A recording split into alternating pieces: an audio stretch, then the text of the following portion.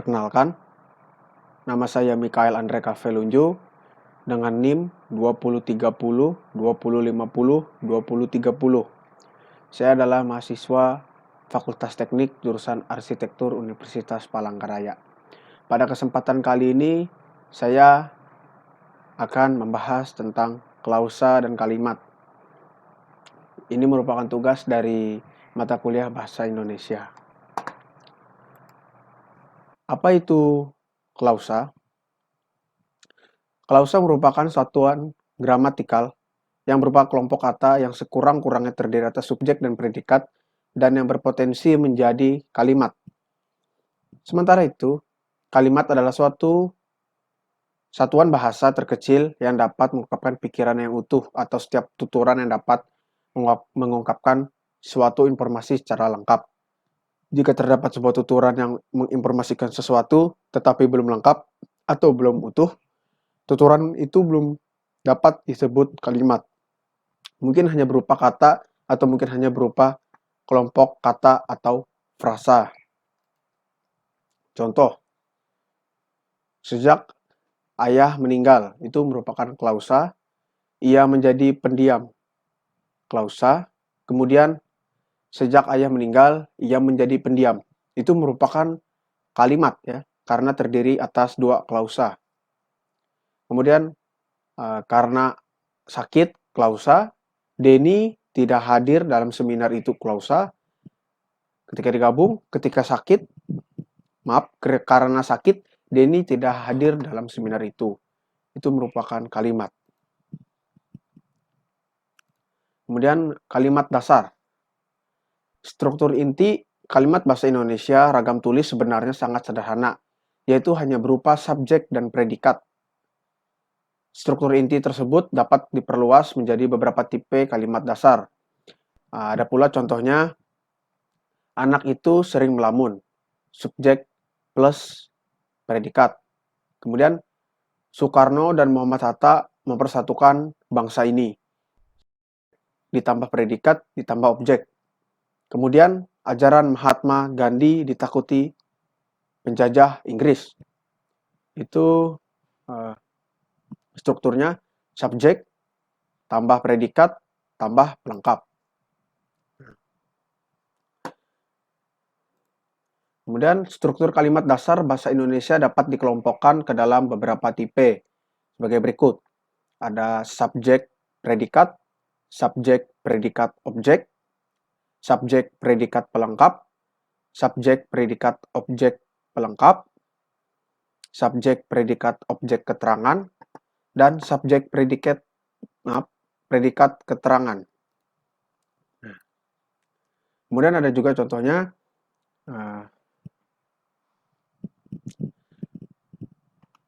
kakinya subjek, terkilir predikat.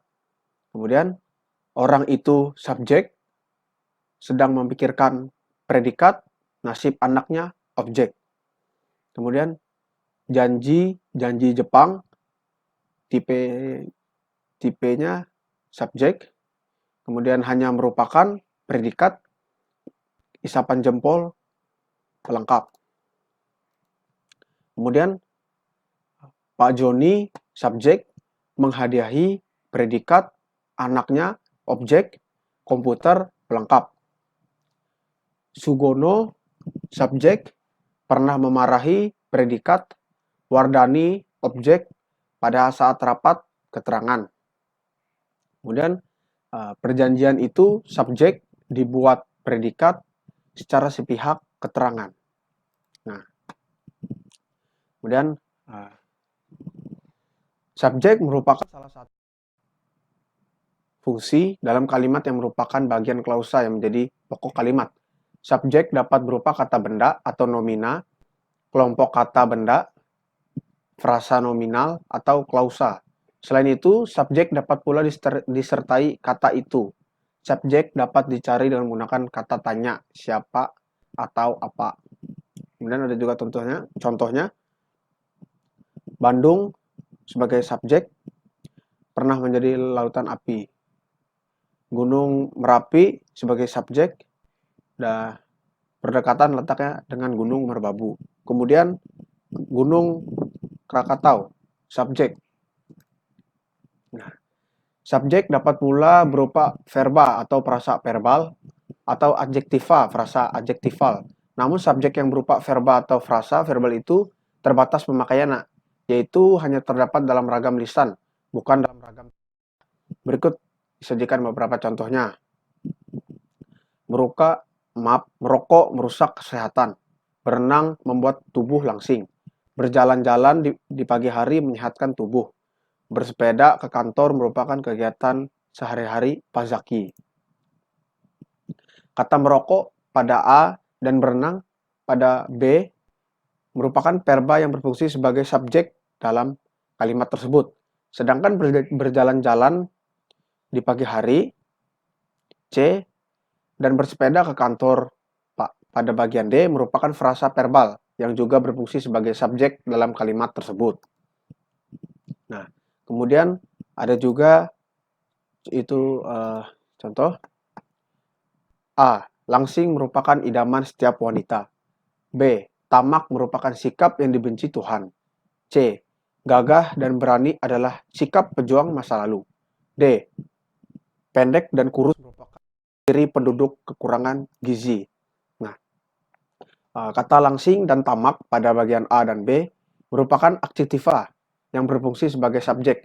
Sedangkan gagah dan berani serta pendek dan kurus pada C dan D merupakan frasa adjektival yang berfungsi sebagai subjek. Meskipun begitu, kalimat di atas hanya lazim digunakan dalam ragam lisan. Kemudian ada juga subjek tidak dapat didahului kata depan atau preposisi. Jika didahului preposisi, subjek akan menjadi keterangan. Tanda bintang lazim digunakan untuk menandai bahwa kalimat yang berada di sebelah kanan tanda tersebut tidak benar secara gramatikal atau tata bahasa. Ada contohnya. Nah, ini yang di bold. Di dalam pertemuan itu membahas berbagai masalah yang dihadapi siswa. Nah, jika kita kalimat tersebut dianalisis, tampak bahwa di dalam pertemuan itu berfungsi sebagai keterangan, membahas pada berfungsi sebagai predikat, masalah yang dihadapi siswa berfungsi sebagai objek. Dengan demikian, secara keseluruhan, pola kalimat di atas adalah KPO, keterangan, predikat, objek. Kalimat seperti itu tidak ada dalam tipe kalimat dasar bahasa Indonesia. Kemunculan kata depan di dalam menjadi penyebab kalimat tersebut tidak bersubjek. Agar kalimat tersebut memiliki subjek, maka salah satu caranya adalah menanggalkan preposisi atau frasa preposisional yang mendahului subjek tersebut seperti tampak pada bahan kalimat berikut. Pertemuan itu membahas berbagai masalah yang dihadapi siswa dengan tipe subjek predikat. Kemudian kita masuk ke ciri predikat. Predikat merupakan salah satu fungsi di dalam kalimat yang merupakan bagian klausa yang menjadi unsur utama di dalam kalimat. Predikat dalam bahasa Indonesia dapat berupa kata kerja atau verba, atau kelompok kata kerja, frasa verba, kata sifat, atau kelompok kata sifat, frasa adjektival, atau kata benda nomina, atau kelompok kata benda frasa nominal. Letak predikat lazimnya berada di sebelah kanan predikat. Contohnya seperti A. Paniko mengajar matematika.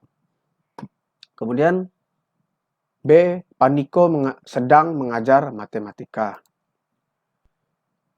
Ciri predikat yang lain adalah dapat diingkarkan atau dinegasikan. Jika berupa kata kerja atau kata sifat, predikat dapat diingkarkan dengan menggunakan kata tidak. Sepertinya tadi, A. Paniko tidak mengajar matematika. B. Paniko tidak sedang mengajar matematika. Nah, kemudian selain dapat diingkarkan, predikat juga yang berupa kata kerja dapat didahului kata sedang, belum, atau akan. Kemudian ada juga contohnya seperti A. Pak Himawan sedang mengajar biologi. Pak Himawan belum mengajar biologi. Pak Himawan akan mengajar biologi. Kalimat yang tak berpredikat menyebabkan suatu tuturan belum dapat mengungkapkan informasi yang utuh. Contohnya seperti berikut. Tunjangan khusus sebagaimana dimaksud pada ayat 1 setara dengan 1 kali gaji pokok yang diangkat oleh pemerintah atau pemerintah daerah pada tingkatan masa kerja dan kualifikasi yang sama. Nah, kita menganalisis tampak bahwa tunjangan khusus sebagaimana dimaksud pada ayat 1 pada kalimat berfungsi sebagai subjek, sedangkan setara dengan 1 kali gaji pokok yang diangkat oleh pemerintah atau pemerintah daerah pada tingkatan masa kerja dan kualifikasi yang sama berfungsi sebagai pelengkap. Dengan demikian, kalimatnya adalah subjek dengan pelengkap. Kemudian objek merupakan salah satu fungsi di dalam kalimat yang kehadirannya bergantung pada jenis predikatnya. Objek biasanya berupa nomina atau frasa nominal atau klausa yang selalu muncul di sebelah kanan predikat yang berupa kata kerja transitif atau verba transitif. Jika predikat bukan berupa verba transitif, objek tidak hadir atau tidak muncul di dalam kalimat tersebut. Kemudian ada contohnya, A. Jaksa menghadirkan saksi. B. Ketua MPR menghadiri pelantikan para gubernur. C. Para saksi mengatakan bahwa pengakuan yang dibuatnya dilakukan karena tekanan aparat. Kehadiran fungsi objek pada kalimat A sampai dengan C tersebut disebabkan bentuk predikat dalam kalimat itu berupa kata kerja transitif, yaitu menghadirkan pada bagian A, menghadiri pada bagian B, mengatakan pada bagian C. Kata kerja transitif biasanya menggunakan imbuhan meng, i, atau mengkan. Di atas telah disebutkan bahwa objek merupakan salah satu fungsi yang kehadirannya bersifat wajib. Maksudnya adalah bahwa kalimat yang berpredikat berupa verba transitif harus selalu diikuti oleh objek, sebab tanpa kehadiran objek, kalimat tersebut menjadi tidak gramatikal. Kemudian, ciri objek yang lain adalah tidak dapat didahului kata depan atau preposisi, seperti contoh berikut. A. Pak Hairudin sedang membahas tentang kegiatan ekstrakurikuler. B. Pak Sugio pernah membicarakan hal mengenai itu.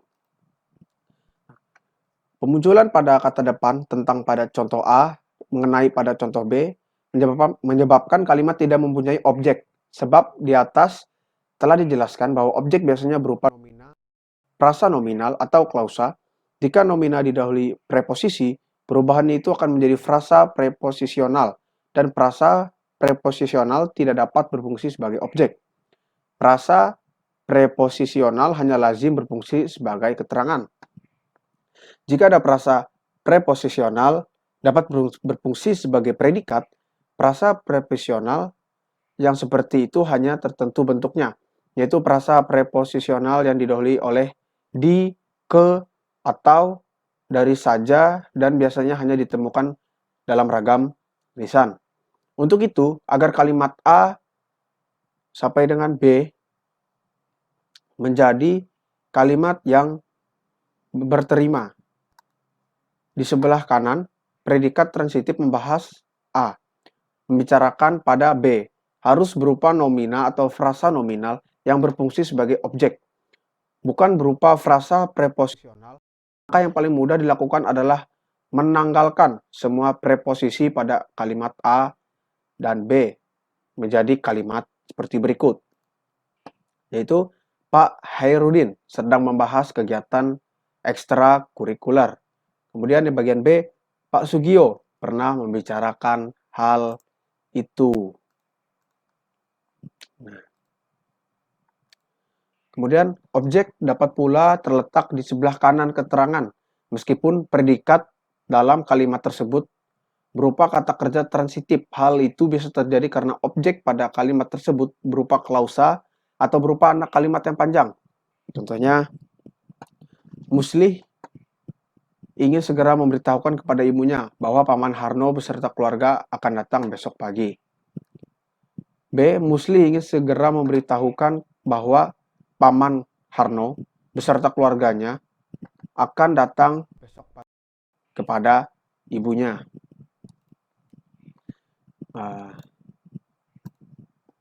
Jika kita cermati contoh yang A menyalahi gramatikal kalimat karena predikat yang berupa verba transitif, memberitahukan dan menginformasikan menuntut kehadiran nomina atau frasa nominal yang berfungsi sebagai objek, bukan menuntut kehadiran frasa preposisional.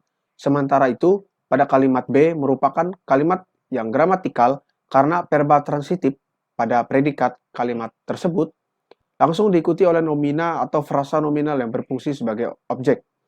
Akan tetapi, jika terdapat kalimat semacam itu, tampaknya pemakai bahasa cenderung memilih bentuk yang terdapat pada A. Kemudian dari segi informasi pun, kalimat A dengan demikian dapat diduga bahwa predikat verba transitif yang diikuti oleh objek yang berupa klausa subordinatif atau berupa nominal yang panjang antara fungsi predikat dan objek dalam kalimat tersebut dapat disela oleh fungsi keterangan sehingga kalimat A di atas menjadi kalimat yang berterima. Kemudian pada pembahasan objek pada subbab ini adalah bahwa objek hanya terdapat dalam kalimat aktif, itu pun hanya aktif yang transitif, sedangkan aktif intransitif tidak memerlukan objek. Dengan demikian, kalimat pasif tidak memiliki objek karena predikat kalimat pasif berupa verba pasif, bukan verba aktif transitif. Kemudian kita masuk kepada pelengkap. Pelengkap, seperti halnya objek, adalah unsur kalimat yang kehadirannya juga bergantung pada predikat. Pelengkap dapat berupa nomina atau frasa nominal, verba atau frasa verbal, dan adjektiva atau frasa adjektival. Berikut beberapa contohnya. Dani menghadiahi komputer. Oktav mengajari anaknya menyanyi. Saya menganggap pimpinan itu bijaksana. Pak Camat menghadiahi Lurah Banjarsari mobil perpustakaan keliling. Bu Sumiati mengajari siswanya menulis aksara Arab.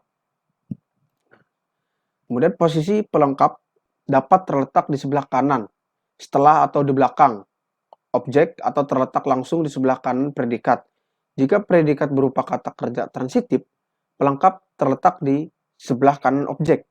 Namun, jika predikat bukan berupa kata kerja transitif, mungkin berupa kata kerja intransitif atau berupa kata kerja pasif. Pelengkap terletak langsung di sebelah kanan predikat. Kemudian, ini contoh juga. Orang itu mengajari adik saya cara berternak belut.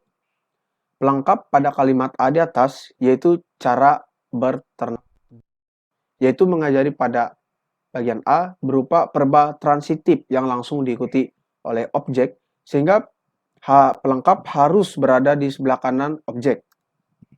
Kemudian ada juga contoh pelengkap pada kalimat A ini terletak setelah predikat, karena predikat dalam ketiga kalimat tersebut berupa verba intransitif, yaitu menjadi pada A. Yang paling penting, pelengkap tidak dapat dijadikan subjek pada kalimat pasif. Nah, contohnya, masalah ini menjadi tanggung jawab saya.